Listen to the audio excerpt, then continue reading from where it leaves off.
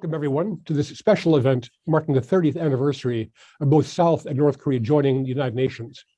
I'm Mark Tokola of KEI. We are privileged to have with us Kim Won-soo, former Undersecretary General of the United Nations and High Representative for Disarmament. As a Korean diplomat, he served as Secretary to the President for Foreign Affairs and Trade and for International Security. He is now chair of the International Advisory Board of the Future Consensus Institute, Yeosijae, and chair professor at Incheon National University. We will be saving time for audience questions after we finish our conversation, so please send them in anytime via YouTube chat. So Ambassador Kim, welcome. Let's start right in if that's okay. Thank you, Mark. I think for most people, the surprise is that this is only the 30th anniversary of the UN membership for the two Koreas, not the 50th or 60th anniversary. 1991 seems quite late for them to have joined. So what took so long? Indeed, it is 30th anniversary, which is also quite significant. But Korea has been at the UN since Korea's independence in 1948. So it is already over 7 decades. But Korea long wanted to become a member, but Korea couldn't do it because our northern brothers, North Korea, didn't want it. And their sponsor at the Security Council, among Permanent Five, back then the former Soviet Union, until 1971, then also People's Republic of China joined. So both former Soviet Union and People's Republic of China supported the North Korean position not to allow South Korea to be admitted. And then with the Cold War ended in early 1990s, South Korea normalized relationship with Russia, then followed China. That opened the door for South Korea to be admitted because Russia and China made clear to North Korea, the then leader Kim Il-sung, that they will not veto South Korea's admission. Then North Korea decided to join the UN simultaneously. So two Koreas became the UN members same day in 1991. Then 30 years have passed. But before that, Korea has been there because with the UN, Korea has very special and long relationship.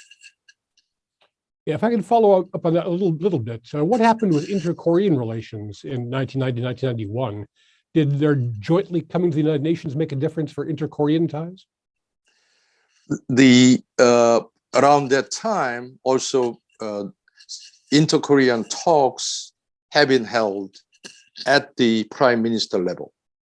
So two Koreas agreed on the document for the first time on basic relations between the two Koreas. But of course, two Koreas treat each other not as independent countries.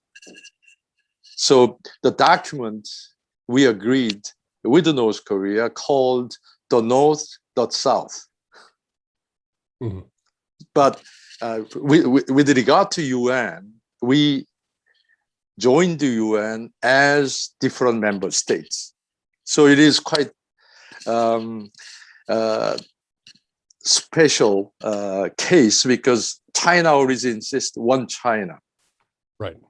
One China, two systems. So we also believe we are one Korea. But as far as the UN is concerned, we decided to join the UN as two different states. Mm-hmm. Okay, I see. To go back in history a little bit, as you say, there's a long history of UN involvement on the peninsula, dating back to the 3 UN missions between 1947 and 1950 that tried to keep Korea from dividing. And of course, there was a UN Unified Command that fought the Korean War. Then there was a long period of observership for South Korea at the UN. So starting from 1991, what difference has actual membership made for South Korea? A big difference.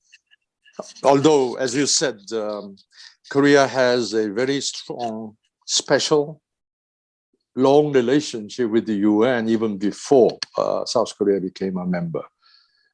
Starting from our independence, then first UN monitored election, and then UN General Assembly recognized South Korea as the legitimate government on the Korean Peninsula, and then Korean War took place, and then Security Council for the first time authorized multinational forces to be sent under the name of UN Command. And then two Koreas competed at the UN, also at other international fora like non-aligned movement. Compete to get the support from as many UN member states on different resolutions both Koreas sponsored. But in 1975, paradoxically, two opposing resolutions were adopted by the UN General Assembly. And then South Korea decided it doesn't have any meaning to continue that type of diplomatic competition at the UN and multinational fora. And then we tried to persuade North Korea to join the UN together as full members, but we had to wait until 1991, and then it only was made possible only after South Korea normalized relations with Russia and China. But after South Korea became a full member of the UN, because South Korea was already a prepared member, because we have waited, we have participated in all meetings for over 4 decades at the UN.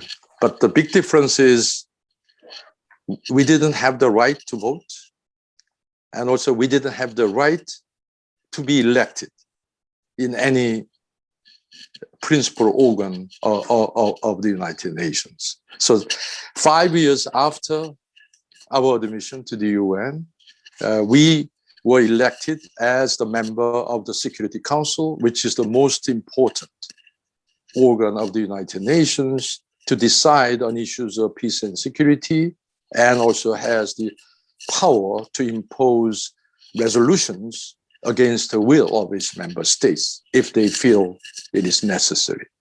So the 5 years after that, South Korea also produced the President of the General Assembly, which is also second most important organ of the UN. And then 5 years after, South Korea produced Secretary General, head of the UN Secretariat, again, another important principal organ of the United Nations. So within 15 years, South Korea achieved, we call it triple crown of the UN, because even today, more than 70 member states are not able to even sit to be elected as the member of the Security Council, let alone President of the General Assembly, because so far we have produced only around 75, and Secretary General only 9. So absolute majority of UN member states which have been a member of the UN couldn't achieve the triple crown Korea achieved within 15 years of our members. So it is really fast track triple crown, because we were prepared, because we followed almost every activity of the UN, even as an observer. It's a great success story. I mean, clearly South Korea has had a great impact on the UN. What would you say about the UN membership's impact on South Korea? I'm thinking of South Korea's participation in 5 peacekeeping missions, among other activities. So what has South Korea learned from that level of engagement with the UN? Yes, because we took our membership and also responsibility as a country which achieved Triple Crown in such a short period of time, it means responsibility for South Korea to be a responsible and respected member of the United Nations. So it means several things. First of all, as you said, sending as many peacekeepers as possible.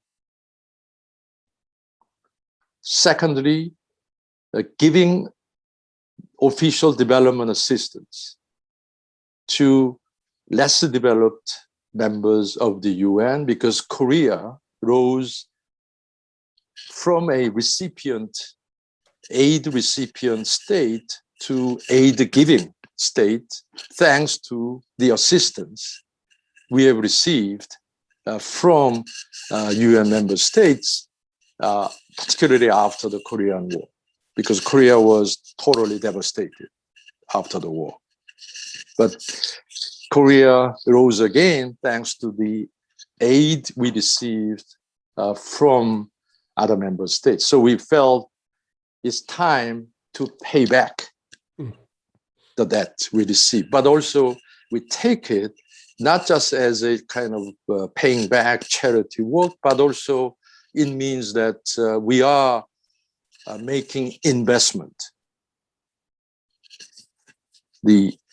at the international stage to earn the respect from other countries, and also become a role model for less developed states so that they can also learn from us. Mm-hmm. So we try our best to teach less developed countries how to catch a fish, rather than Korea giving them fishes every year.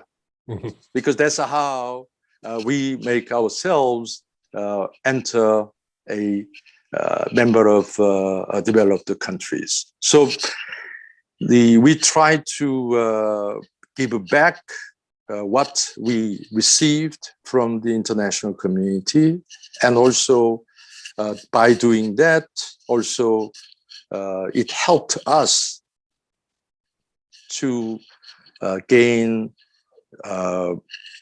the respect from the international community, but also it is, I believe, good investment for Korea's image, particularly soft power. Mm-hmm. Yeah, because South Korea is a great success story of how international assistance can be effective and successful, but also a lot of it is just the hard work of the South Korean people. There's not all about international aid. It was about how hard the South Koreans worked to develop. That's another model for countries. I'm not sure how many people know that President John Kennedy's vision for Peace Corps was that other countries who received American Peace Corps volunteers would go on to establish their own Peace Corps equivalents. South Korea is the only country that's done that. And so it's another example of South Korea contributing to the world. If I can make it more personal and turn to your own role at the UN, what were some of the challenges you faced as Undersecretary General and as High Representative for Disarmament? I served the UN as a South Korean representative to the Security Council in mid-90s, when South Korea was first elected as the member of the Security Council. So I was lucky to sit and experience the Security Council conduct of business as the South Korean representative. And then 10 years later, the then foreign minister, my boss, decided to run for the Secretary General of the UN. And he asked me to run his campaign because I had experience of electing the late Secretary General Kofi Annan to the job in 1996. So somehow it helped. And also, I think because of Korea's grown international reputation, and also the the Secretary General Ban Ki-moon's also, I think, personal support base, we managed to get him elected as, at the end, unanimous candidate for the new Secretary Generalship. So with that, and then Secretary General asked me to move to the UN as his new sort of team for preparing the Secretary Generalship. So I went to UN ahead of him, and then I stayed throughout his 10-year tenure. So I served as Korean diplomat for 10 years, and then I moved to UN, served there as senior UN official for 10 years. The big departure for me is that the first thing I did when I took the UN senior position is that take the oath, I will now serve as international civil servant. Particularly, I will not receive any instruction from any country, including my own government.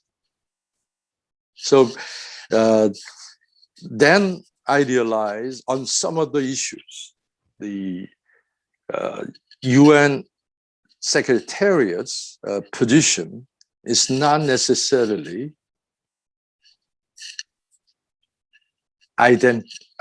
consistent with what South Korea has taken as national positions.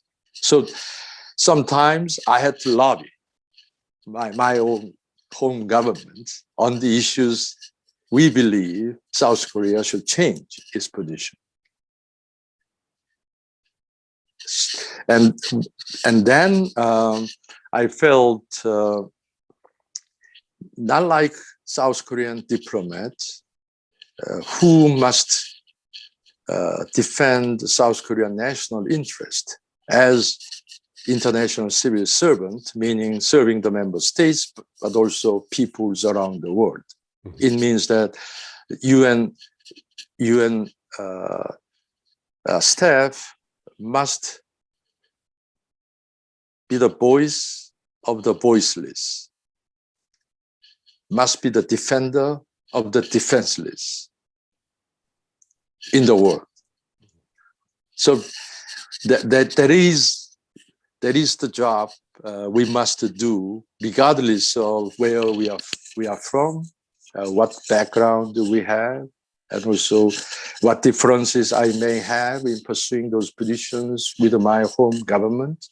But it is a great sense of pride, and also a self-pride, and also achievement to be the voice of the voiceless. So trying to do our best to protect the marginalized people, vulnerable people, refugees, internally displaced persons, those at the forefront of conflicts or natural disasters. UN should be there. So it gives a lot of sense of personal reward and also self-pride to me. Even today, UN system is protecting over 80 million refugees around the world. And UN is feeding over 100 million people around the world every day. This is not weekly or monthly or quarterly number, but every day. So that much UN has to be there everywhere people need our support. Yeah, I think there's a general impression among some members of the American public that the United Nations has not succeeded because there's not peace everywhere. That if there's conflict, it shows the UN has not done its job. I'm not sure they appreciate how much work the specialized agencies do. very practical work that actually improves people's lives around the world. I think it's an excellent point you make. Can you talk about your time as a high rep for disarmament? What that involved? Just before I comment on the disarmament job, I fully agree with your last point, because the UN has been criticized, but a lot of things, a lot of failures should be ascribed to member states, particularly big ones. On Syria, over 10 years, Security Council couldn't agree on anything. So the problem is division of most important member states. So many times we often joke at the UN that Secretary General, who is the boss of UN Secretary, International Civil Servant, also means scapegoat. SG. SG means Secretary General, but also scapegoat. It means if something goes wrong, I mean, UN Secretariat is bound to take the blame, because member states, they are hiding behind us. If something goes right, usually member states take the credit. Mm-hmm. But it is part of our job description. But that doesn't mean that if without UN, still I'm wondering how we can attend to the needs of those who desperately need others' help in times of crisis, natural disasters. I mean, even the vaccination for on the COVID situation, vaccination for less affluent countries. Also, as you said, WHO as a specialized agency for health, despite the criticism against their effectiveness, but still, without WHO, vaccines for the least developed countries would be much harder to arrange. Mm-hmm. If there is no COVAX international facility, for example. Now back to disarmament job. Again, when I first took over disarmament, some of my colleagues told me that you will take a thankless job. Because those who have the most powerful arms in their hands are not willing to get away with them unless they feel 100% secure about their security. But here we have a dilemma called security dilemma. The more arms you have for your own security, your adversaries will get more. So you will never be secure. But that's the nature of armament. So disarmament is the opposite we are trying to achieve. So I always felt like it's like riding bicycle uphill. So it means you have to keep pedaling, but if you stop or slow down, you will immediately collapse. But it will be very difficult to move higher and higher. But there's no other way but to keep pedaling with the hope we may see someday a little small peak. I mean, we had that moment when nuclear non-proliferation treaty was adopted in late 1960s. That helped to contain the number of nuclear weapon possessing countries to a single digit.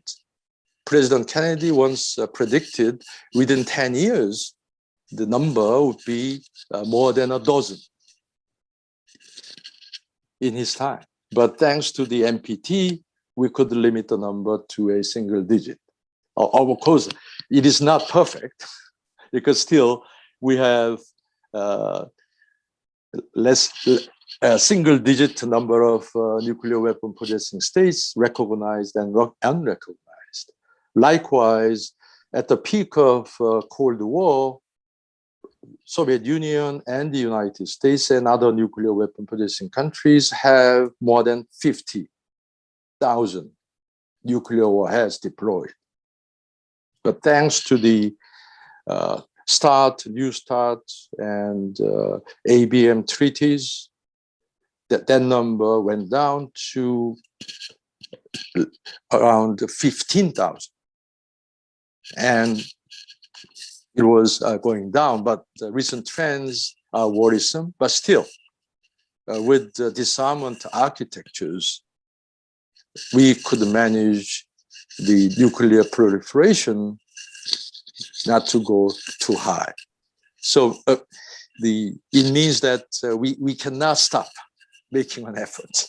Mm-hmm. But it will be very difficult to reach our ideal endpoint of zero nuclear weapon. Yeah, no, we may not get there, but still, we have to try. Yeah, I agree with you completely. I think one of the success stories of the 20th century diplomacy was non-proliferation treaty. You know, people don't appreciate things that didn't happen because they didn't happen. If it hadn't been for the NPT, we could have dozens of countries with nuclear weapons today. There's no reason why people couldn't acquire them. It's gotten fairly easy to do, but thanks to the NPT, it's a small number, and it's been kept small. And very few countries are trying to acquire nuclear weapons.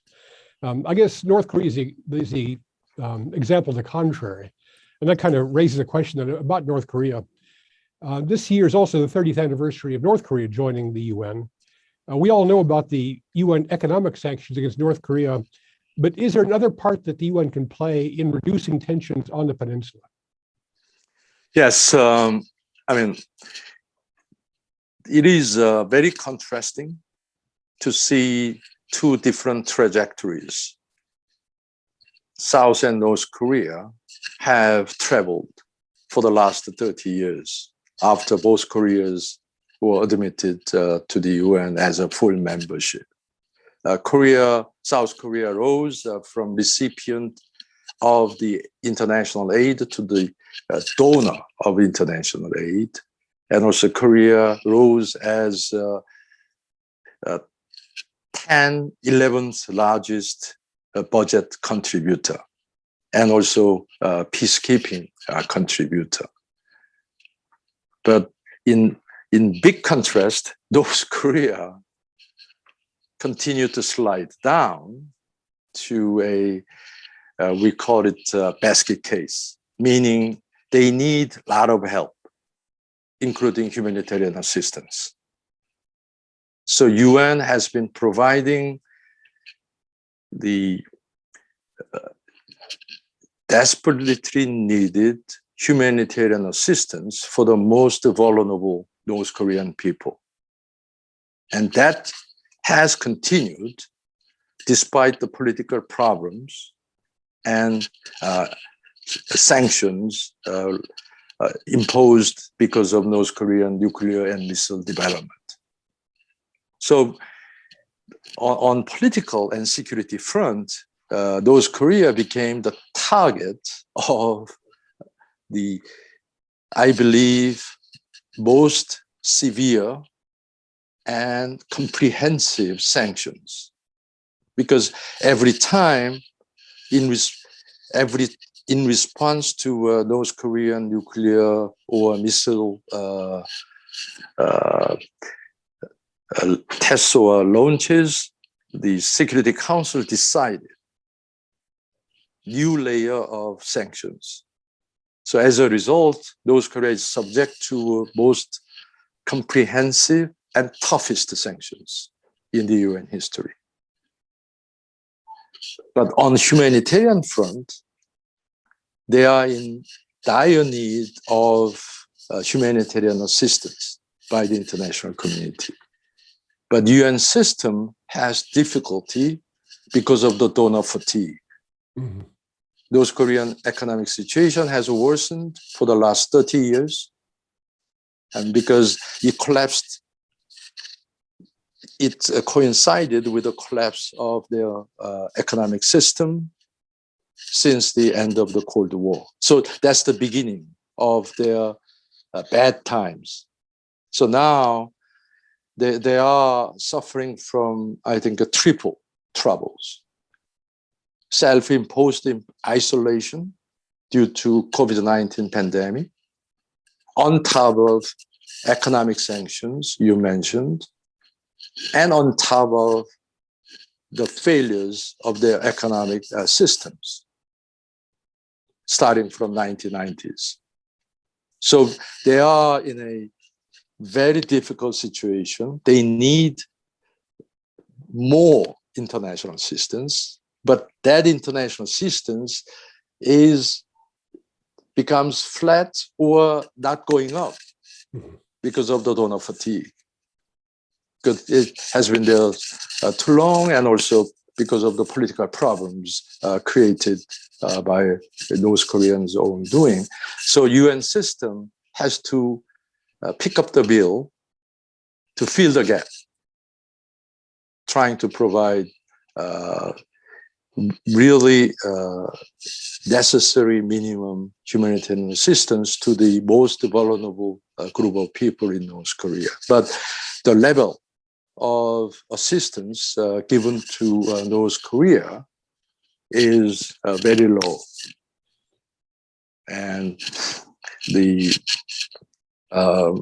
if we look at the numbers, that it is even lower than most of African countries receive, for example. And sometimes some bad years when the international assistance was not forthcoming because of political and other problems, despite the fact that UN is always advocating that humanitarian assistance must be decoupled, must be separated from politics, because it is meant to protect the most vulnerable people. But if we calculate by the number of people UN has to provide humanitarian assistance with the amount of money, sometimes it is like $1 per child per week, not per day. So what the UN system can do? I mean, we cannot provide even food assistance.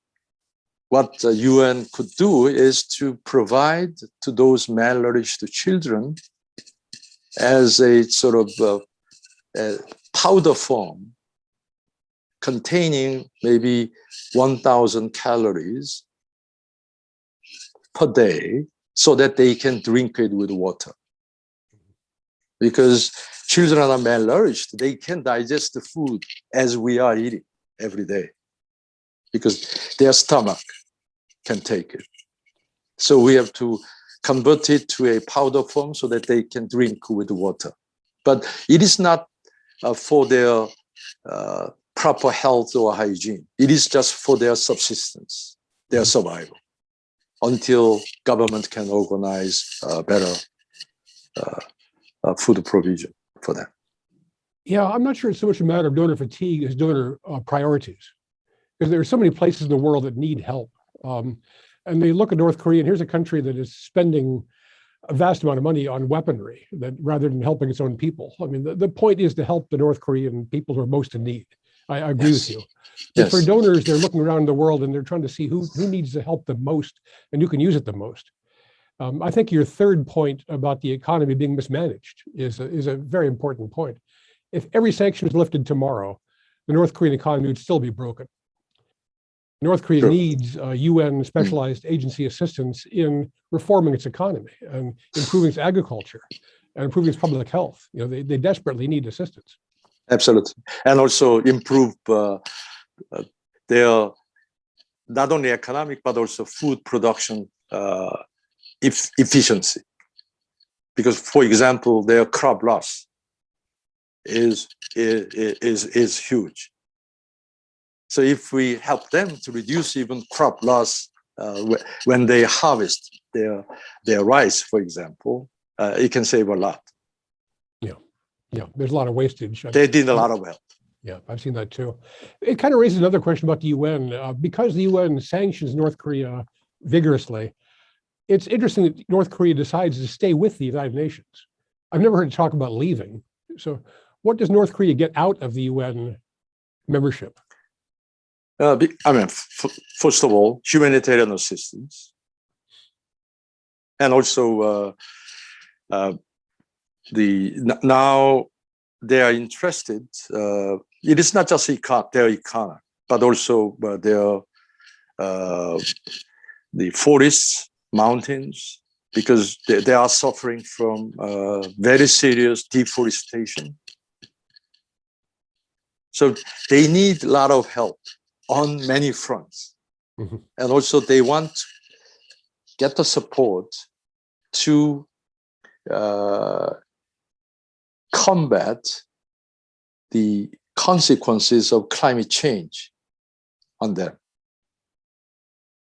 Because of their mismanagement of mountain, forest, and other eco-resources, they are suffering a lot. Because if the same amount of rain pours on South Korea and North Korea, the damage is much greater in North Korea. Mm-hmm. So they need the help, and they know it. So that's why they were one of the first to sign and ratify, for example, Paris Climate Change Agreement. Yes, that's right.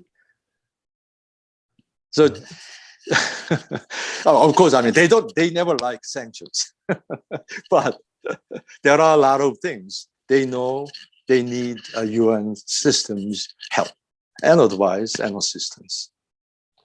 Yeah, and could use South Korean help too. I've got to say, I've never quite understood why North Korea seems prepared to accept Chinese assistance when they have to, but they seem very reluctant to accept South Korean aid. Why is that? Well, I mean, the bilateral aid between South and North Korea, sometimes they sit from political angle. When inter-Korean talks are held, then they think the South Korean, for example, food assistance and other assistance on, for example, in health areas will be forthcoming. So they tend to see bilateral assistance from political perspective. So what South Korea has done is to arrange aid through UN agencies, mm-hmm. making it multilateral, but with making North Korea fully aware it is coming from South Korea. On that, they don't have any problem. Okay. But also, it works for South Korea because unlike South Korea dealing with North Korea on political and humanitarian fronts, UN system arranged a very robust monitoring mechanism with North Korea. So when UN system, for example, World Food Program or UNICEF or World Health Agency organization provides food aid, for example, then UN agency reserve the right to visit her home without prior notification and measure the circumference of the person. Because if you are malnourished, I mean, your hand will be more than enough. Yeah. So if we measure the circumference of your upper arm, then we know that whether food aid reaches those who in need. If not, then UN system cease to provide the aid. So UN has a very robust monitoring mechanism in place, which is not politically feasible when South Korea gives bilateral aid to North Korea, because North Korea will take it then as an insult or intrusion against their system. Yeah, So I understand that. Yeah. So I mean, it works for South Korea as well. Yeah, that's interesting. I know donors also believe that it'd be easier to prioritize North Korea if they had more access to North Korea, so they could monitor what's happening there or needs assessments. But North Korea seems to be very secretive. It seems very difficult to. But UN system has a very good needs assessment system as well, and also North Korea agree to do its census, population census, through UN Population Fund. Uh-huh. Now, of course, funding they know also coming from South Korea and other Western countries. So that way, UN system has a lot to do with, in a way, easier for North Korea to accept, because also it provides the face-saving way out for them as well. Mm-hmm. No, that's another great value for the system then. I know that my colleagues at UNSCAP, the United Nations Economic and Social Committee for Asia Pacific, have been impressed that North Korea actually provides what seems to be real data to UNSCAP on paved roads or air pollution. So there is an engagement that's actually meaningful and seems to be honest. Yes. With the time we have, let me change the topic completely and ask two more questions of my own. First, I'd like to talk about South Korea's soft power. President Moon has appointed BTS as the Special Presidential Envoy for Future Generations and Culture, which is a great title. What would you say about the effectiveness of South Korean soft power in the world today? Amazing. And it is much more than I expected, because I had an opportunity to meet my friends, American, British from Europe, from Asia, all over Asia. It seems to me that all of them somehow know about BTS, for example. Because maybe I'm a too old generation, so but they know much more about BTS than me, not because of them, but because they're of their children. Right. Because their children somehow one day decide to learn Korean language because they want to follow what BTS sing in their sort of Korean song. Because so then their parents, my friends, of my generation, have no other choice to follow with them. And even they travel together to Korea to see their concerts here before COVID-19 hits us.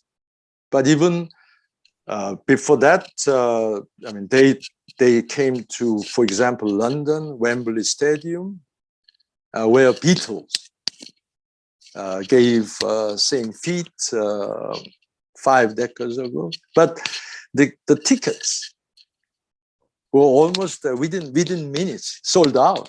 Not just once, but twice in a row. So it was amazing to see how these sort of pop, so K-pop, soft power, but also I see now Korean movies like Parasite and even Minari this year, and also even Korean, particularly women golfers. So the movie, pop art, sports, and also so many areas, Korea's soft power, I think, is being projected to the world. And I think it's a very powerful tool. And I'm really proud of that. Because they are doing much more than trained diplomats like us, you and me, can do. So I absolutely agree with the president with the appointing BTS as Korean ambassador. Mhm. Now, and part of the soft power too, I think, is showing South Korean values to the world too. The motion pictures, you mentioned Parasite, which deals with social difficulties and problems. It shows self-criticism, democracy, honesty. It's facing up to your own society's weaknesses and finding ways to overcome them. It shows your energy and your determination to be better as a country. Other people learn a great deal from that. And it gives South Korea a lot of influence. And also, one thing I'm particularly proud of is that somehow these very talented groups of Korean youth managed to combine the Korean characteristics with universal appeal. Mm. I think it is a very difficult combination. So I'm amazed by our young generation's ability to still keep Korean identities, some Korean characteristics, but make it universally appealing. Yeah, and I think that's great power. That's a great power. It's amazing if you can do it. I guess for you and me, I guess our generation, an example would be the American Western, which was a huge phenomenon for a while, very American, but seemed to have some universal appeal. That people like American Westerns. So you can do both at the same time. Mm-hmm. Okay, my last question before I turn to the audience is about current news. President Moon is going to be coming to New York, and he'll actually be in New York, not virtually, but physically in New York. Physically in New York. Yes, for the General Assembly. And so what do you think President Moon has on his mind for this visit? I think he'll be one of the very few world leaders who will physically visit the UN, because still UN compound is not fully open, because staff are rotating, and also they are advising delegations to come to the UN venues with as little number of delegates as possible for the actual meeting. But still, despite all those things, Korean president decides to go to UN again, and also in his final year of his term shows that Korea's commitment, strong commitment to multilateralism. Mm-hmm. Because Korea is a very good example which managed to rise from one of the least developed, because after the Korean War, we all know that Korea's per capita income is lower than most of even African countries. But now we rose to aid giving, member of Advanced Countries Club. So it is a great achievement. And also Korea needs to show that we are willing and ready to share our experiences and help other countries to learn from our model, to follow it, to emulate it. And also even for Korea's future, from our enlightened self-interest, we also know that multilateralism should be the way forward. And that includes our hope that most powerful states of the UN, particularly US and China, somehow find a way to enhance elements of cooperation and reduce elements of competition and confrontation in their future relationship. So I hope South Korean president's visit to the UN will highlight Korea's enduring commitment. And also, we are very committed to contribute to global challenges particularly including climate change, mitigation and adaptation action. We hosted the P4G summit in April this year, and also we joined the G7 summit, and also we will go to COP26 climate change conference in Glasgow, UK, later this year. So we will try to lead the world in our common fight against climate change, particularly in our end goal to achieve net carbon emission by 2050. It's an ambitious goal, but a very important one. Very important one. Yeah, I agree with that. I think you're seeing a renewed interest in the U.S. and multilateralism too, a new commitment to it, which also opens a great avenue for conversation between Washington and Seoul about how we can cooperate in regard to multilateral institutions, regional groupings, third countries. So it enriches the U.S.-South Korea dialogue too. Absolutely. I think we have some audience questions, Doug, that have come in. Okay. Actually, we've been so interesting. I think the audience has been busy listening to you rather than thinking of questions to ask, which I take as a positive thing. So let me then, if I can, are there any other comments you'd like to make yourself? You've got some time, or is there something you wanted to say but didn't get the chance to? I mean, of course, the 30 years, it sounds a long time for Korea, but somehow personally, I was involved from Korea's first membership of the Security Council, and then Secretary General's election. So somehow always I felt part and parcel of Korea's involvement in the UN. And that's why I'm very thankful to you, and also through you, KEI, your president, Kathy Stevens as well, for choosing this topic for our conversation. But this means that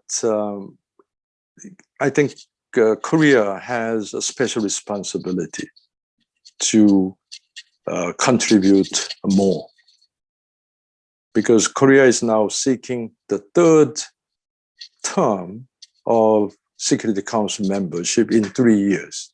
Mm.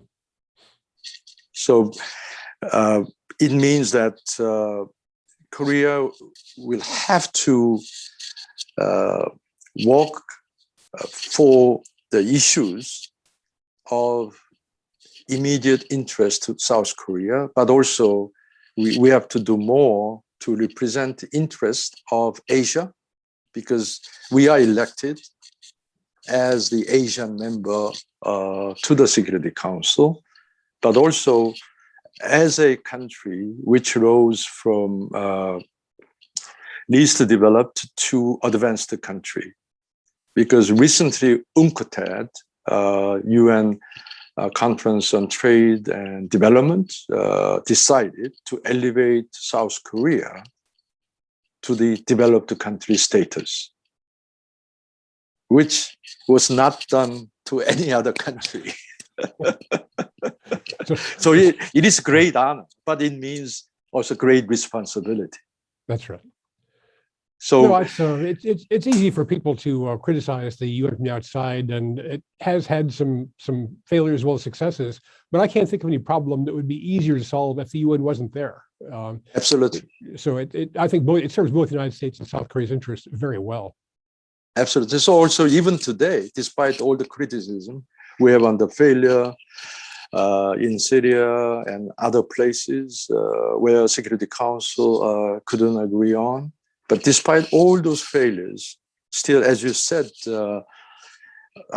I cannot foresee any other way how we can feed over 100 million people, how we can protect over 80 million and still rising refugees. Because no single country or any entity, no matter how powerful, resourceful they are, they cannot do it by themselves. They cannot do it alone. Yeah, and the problems we're facing are global problems: pandemic, climate change, dealing with globalization, migrations of peoples. These are all international problems. So yes, the United Nations actually has a role to play. I see we've got a few minutes left, but a question did come in, if I can put it to you. The question is, what is the United Nations role in promoting human rights in North Korea? As the UN official, I visited North Korea twice. I visited North Korea around 6 times as South Korean diplomat representing foreign ministry at the inter-Korean talks. But also I visited North Korea twice. And also I always engage with the North Korean ambassador and North Korean diplomacy in New York, because the North Korean mission in New York invited me because I was a UN staff. I was not a South Korean diplomat. So they didn't invite, even when they didn't invite South Korean diplomats or ambassadors to their reception, they invited me. So I engaged with them on multiple fronts, because as an international civil servant, also it is my responsibility to engage member states, all member states. And on human rights issues, we had an opening because UN Human Rights Council deals with human rights issues universally. So they introduced a system called Universal Periodic Review, which means every member state has to go through periodic review, maybe 5, 7, 8 years interval, but all member states have to go through same periodic review on their human rights record. So even the civil society activities also came to that review process, which was done UN Human Rights Council, and they came up with a number of recommendations. So it is extremely political to raise human rights issues with North Korea, but UN had an opening because North Korea came to the Universal Periodic Review, and also they received the recommendations as a result of that periodic review. So UN could ask them to carefully review all the recommendations and take necessary measures. So they couldn't refuse to talk about human rights issues because we had a very good opening, politically safe opening. And of course, UN cannot stop defending the defenseless and becoming the voice of the voiceless. So human rights issues are the universal issues we have to raise with all member states. And that way, we could manage, discuss human rights issues when we engage with the North Korean delegates. Yeah, the fact North Korea engages with the process shows they take it seriously. So that's certainly positive. I hope so. I hope so. I hope so. Okay. With that, I think our time is winding to a close. So let me thank Ambassador Kim for a very interesting and encouraging presentation. We appreciate it very much. I'd like to thank the audience for watching. Let me mention a couple of upcoming KEI events. On September 23rd, at 10 o'clock Eastern Time, we're going to have a conversation on South Korea-Japan security cooperation in Maryland. And then on September 30th at 9 a.m. Eastern Time, we'll be discussing South Korea-China relations with Dr. Chung Jae-ho from Seoul National University. So I hope you'll join us for those events. You can also see more of our activities and research and commentary at our website at keia.org. Okay, thank you for joining us.